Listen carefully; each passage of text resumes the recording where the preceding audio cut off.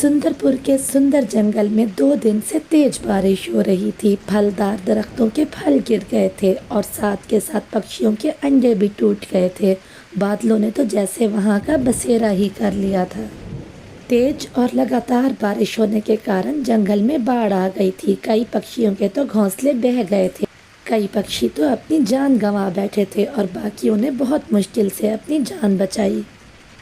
जैसे वहाँ पे तो खाना पीना ही बंद हो गया हो पक्षियों का। पक्षियों को तो अपनी जान की फिक्र पड़ गई थी। जिन पक्षियों के घोंसले पक्के थे उनकी तो बचत हो गई, लेकिन वहीं पर कुछ गरीब पक्षी भी थे जिनका बुरा हाल था। जिनमें से एक पारो चिड़िया थी। पारो चिड़िया अपने 2 बच्चों के साथ पेड़ पे रहती थी। छत न होने के कारण पारो के दोनों ही बच्चे बीमार होने लगे थे। बारिश में भीगते भीगते तो पारो का भी बुरा हाल हो गया था। एकदम से पारो की नज़र सामने वाले दरख्त के एक सुराख पे पड़ती है। सुराख को देखते ही पारो को अपने बच्चों के बारे में ख्याल आता है। पारो जल्दी से अपने दोनों बच्चों को लाके उस सुराख में रख देती है, लेकिन उस दरख्त में इतनी ही जगह थी कि उसके दोनों बच्चे आ सकते थे। खुद पारो बाहर बैठ के भीगती रहती है। ऊपर वाले, इस तरह से तो मैं बीमार पड़ जाऊंगी, और अगर मैं बीमार पड़ गई तो बच्चों को कौन देखेगा। बल्लू जी तो पिछले ही साल जब गए थे तो उसके बाद लौटे ही नहीं, न जाने कहाँ होंगे वो। मन ही मन ऐसा सोचते हुए पारो चिड़िया वहाँ से सीधा कालू कौवे के घर आती है। कालू भैया, मैं बहुत परेशान हूँ। मेरे दोनों बच्चे बीमार हो रहे हैं और मैं तो बहुत ही बीमार हो गई हूँ बाहर भीगते भीगते। आप मुझे कुछ दिन के लिए अपने घर में रख लेंगे जब तक के बारिशें रुक नहीं जाती। पारो बहन, मैं तो तुझे रखने को आराम से ही रख लेता, लेकिन तुझे तो पता है ना तेरी भावज गौरी का। अगर उसको पता चल गया तो वो तो मुझे ही छोड़ के अपने मायके चली जाएगी। अब तुम जैसे कहो मैं वैसे ही करूँगा, जैसा तुम्हें ठीक लगे। अगर तुम यहाँ रहना चाहो तो आ जाओ। अरे नहीं नहीं कालू भैया, अगर गौरी भाभी आपको छोड़ के चली गई तो मुझे बिल्कुल अच्छा नहीं लगेगा। ऐसा कहते हुए पारो चिड़िया मीनू मौसी के यहाँ आ जाती है। मीनू मौसी उसकी रिश्तेदार थी। मीनू मौसी, आप तो जानती हैं बारिशें रुकने का नाम ही नहीं ले रही। मैं यहाँ पर आपसे किसी काम से आई हूँ। अरे ना री पारो ना, मैं समझ गई तू यहाँ किस काम से आई है। तुझे तो पता है कि मैं अकेली रहने की आदी हो चुकी हूँ। मुझसे नहीं बच्चों का चीख चखोड़ा बर्दाश्त होना। तू किसी और जगह पे चली जा, मेरे पास तो नहीं है जगह भाई। बेचारी पारो करती भी तो क्या करती, वो वहाँ से उड़ती हुई मिट्ठू तोता के पास चली जाती है। मिट्ठू तोता उसकी आखिरी आस थी। मिट्ठू भैया, मुझे कोई भी रखने को तैयार नहीं, मेरे बच्चे बीमार हो जाएंगे। आप मुझे कुछ दिन के लिए रख लो अपने पास। अगर बल्लू जी होते तो मुझे ये आज दिन ना देखना पड़ता। अब क्या मैं आपके घर में अपने बच्चों के साथ कुछ दिन रह सकती हूँ? मिट्ठू भैया, मेहरबानी करके मुझे रख लें यहाँ पर कुछ दिन। पारो, मेरे मामा जी अपनी पत्नी के साथ हमारे घर रहने आ रहे हैं, मुझे माफ़ कर दो। बेचारी पारो वहाँ से आ रही होती है कि सामने जामन की खेती में उसे बल्लू दिखाई देता है। अरे बल्लू जी आप यहाँ, मैंने आपको कहाँ कहाँ नहीं देखा, कहाँ कहाँ नहीं ढूंढा। बल्लू जी आप कहाँ चले गए थे हमें छोड़ के? पारो, मेरा एक्सीडेंट हो गया था। मैं बहुत सारे दिन बीमार रहा और जब आया तो तुम और बच्चे जंगल छोड़ चुके थे। मैंने भी तुम्हें बहुत ढूंढा लेकिन तुम कहीं नहीं मिली। बस अब हमारे सारे दुख ख़त्म हो गए। फिर वो खुशी से एक दूसरे को गले लगा लेते हैं और फिर बल्लू उसको और बच्चों को अपने घर ले आता है। कुछ दिन बाद बारिश भी रुक जाती है। वो सभी खुशी खुशी रहने लगते हैं। तो इस कहानी से हमें ये सीख मिलती है कि मुश्किल समय तो गुजर ही जाता है, लेकिन हमें एक दूसरे की मदद करके रहना चाहिए। देखा मैना बहन, मैना कहती थी कि वक्त जरूर बदलता है। देखिए अब आपका कितना अच्छा समय चल रहा है। सब्र करने से जरूर अच्छा समय आता है। हाँ चिड़िया बहन, और आपका बहुत बहुत धन्यवाद। अगर आप ना होती तो मैं खुद को मुश्किल समय से कभी बाहर नहीं निकाल सकती थी। मैना तोती के साथ ऐसा क्या हुआ था, इसके लिए हम आपको पीछे लेके चलते हैं। मैना तोती ज्यादातर समय अपने घोंसले में ही रहती थी क्योंकि उसने घोंसले में 2 प्यारे से अंडे दे रखे थे। मिट्ठू तोता मुंह अंधेरे ही भोजन लाने के लिए निकल जाता है। ये उसकी रोज की रूटीन थी। वो सुबह सुबह ही भोजन लाने के लिए निकल पड़ता और मैना तोती पीछे बैठी अपने अंडों से ढेरों बातें करती और उनसे प्यार करती थी। मिट्ठू तोता गंदम के चंद दाने लेके वहां से वापस आता है। उसको आज भी सूखे दाने ही मिले थे। आज फिर सूखा दाना मिला है और कुछ नहीं मिला। मीठा फल खाए कितने दिन हो गए, मैं तो तंग आ गया हूँ ये खाकर।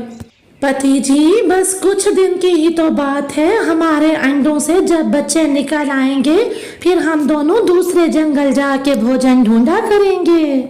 मीठा मीठा अमरूद खाए या लाल मिर्ची खाए कितने दिन हो गए हैं। मुझसे तो ये सूखा दाना अब खाया ही नहीं जाता। बहुत मुश्किल समय चल रहा है। पति जी, माँ को और पिता को ये सब कुछ तो अपने बच्चों के लिए बर्दाश्त करना ही होता है। बस कुछ दिन की बात है, फिर हम दोनों मिलके भोजन ढूंढने जाएंगे। दिन ढल जाता है, सूरज खुद को छुपा लेता है और चांद बाहर आ जाता है। रात हो जाती है, पक्षी अपने अपने घोंसलों में जाके सो जाते हैं और फिर रात से सुबह हो जाती है। अगले दिन सुबह, पति जी आज जरा जल्दी आ जाना, 2 दिन हो गए हैं मुझे पानी पिए हुए। आज मैं नदी पे जाके पानी पीऊंगी। भोजन मिलेगा तो आऊंगा, तुम्हें क्या पता कितनी मुश्किल से भोजन मिलता है अब इस जंगल में। मैं तो भोजन लेके ही आऊंगा। फिर मिट्ठू तोता अपनी रूटीन के मुताबिक मुंह अंधेरे ही भोजन लाने उड़ जाता है। पति जी तो अब बहुत मायूस और उदास रहने लगे हैं। अब बिल्कुल वो पहले जैसे नहीं रहे। मिट्ठू उड़ता हुआ दूर जाता है और फिर आगे जाके वो एक दरख्त पर बैठ जाता है।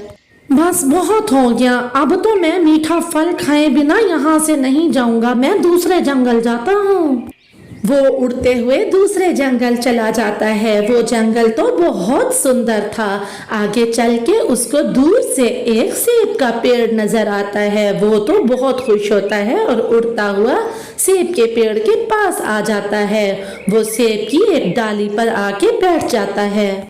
अरे वाह मिट्ठू, यहाँ कितने पके हुए मीठे मीठे सेब हैं।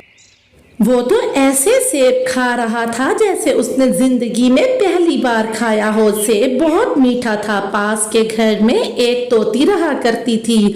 जब वो तोती एक नए तोते को जंगल में देखती है तो उड़ती हुई उसके पास चली जाती है। तोती मिट्ठू के पास जाके उसी डाल पे बैठ जाती है। नए तोते, ये सेब का पेड़ मेरा है और तुमने तो पूछा भी नहीं और इससे सेब तोड़ के खा भी लिया। मुझे माफ कर दें तोती जी, मैंने बहुत दिनों से मीठा फल नहीं खाया था। मैं दूसरे जंगल से आया हूँ। हमारे जंगल में अब ऐसा कोई भोजन नहीं मिलता, सिर्फ सूखे दाने ही मिलते हैं। मेरे घर में तो लाल मिर्ची भी है। अगर तुम चाहो तो मेरे घर में आके लाल मिर्ची भी खा सकते हो। और मैं अकेली रहती हूँ, तुम चाहो तो मेरे साथ मेरे घर में रह भी सकते हो। ये सुन के मिट्ठू सोच में पड़ जाता है और कुछ देर बाद कहता है, मेरी पत्नी अंडों पर बैठी हुई है। अब तो 2 अंडों में से बच्चे भी निकल आएंगे। मैं इतना काम नहीं कर सकता और मैं सूखे दाने खा खा के तंग आ गया हूँ। मैं आपके साथ आप ही के घर में रहूंगा।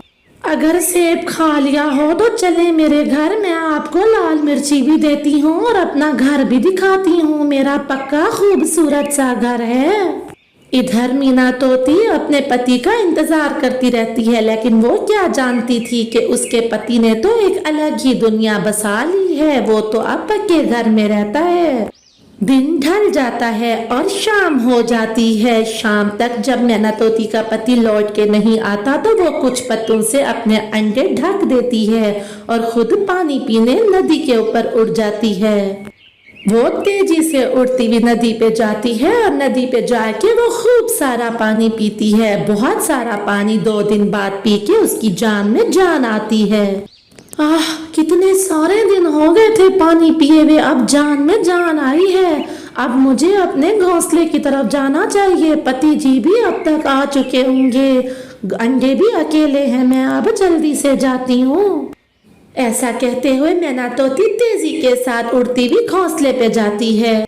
अरे वाह तोती जी, आपका घर तो बहुत सुंदर है।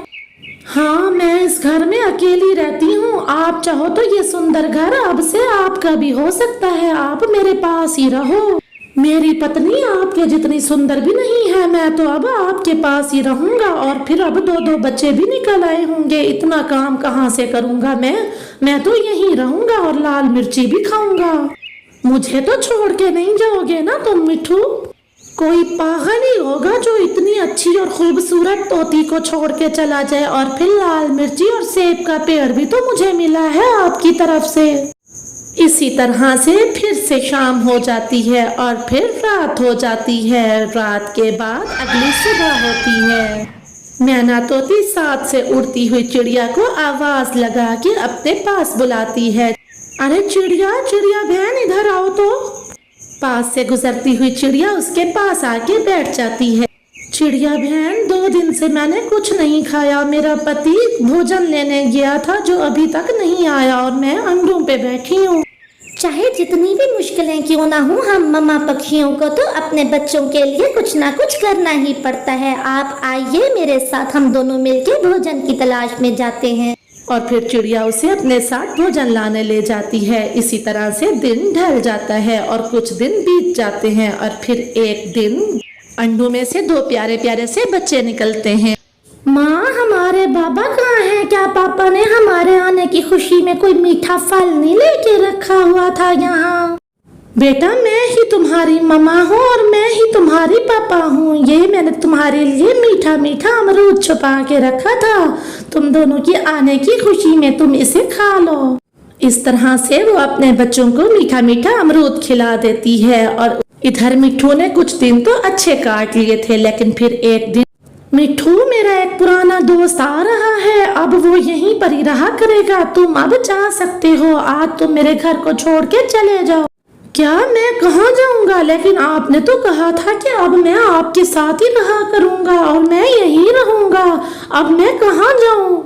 ये मेरा मसला नहीं है, ये तुम्हारा अपना मसला है। जिसने अपने अंडों को और बीवी को छोड़ दिया, क्या वो मुझे नहीं छोड़ सकता? मैं अकेली रहती थी इसलिए मैंने तुम्हें अपने पास रख लिया। अब मेरा दोस्त आ रहा है, तुम जाओ यहाँ से। फिर मिट्ठू बेचारा मुंह लटकाए वहां से उड़ जाता है। उसे समझ नहीं आ रही थी कि वो कहाँ जाए। फिर उसे अपने पुराने घोंसले का ख्याल आता है और वो वहां जाता है। इधर मैना तोती ने अपने बच्चों को लेकर नदी के पास एक नया घोंसला बना लिया था, जहां भोजन की भी कोई कमी न थी और वहां पर पानी भी बहुत था। मौसम भी वहां का बहुत सुंदर था। वो अब खुशी से रहने लगी थी अपने बच्चों के साथ। मिट्ठू अपने घोंसले में आके खाली घोंसले को देख के बहुत रोता है, लेकिन अब क्या हो सकता था? अब तो कोई पक्षी उसे चुप कराने के लिए भी उसके पास नहीं आता। प्यारे दोस्तों, मुश्किल समय सबके लिए होता है, लेकिन अगर हम सब्र से वक्त गुजारेंगे तो वक्त गुजर ही जाता है।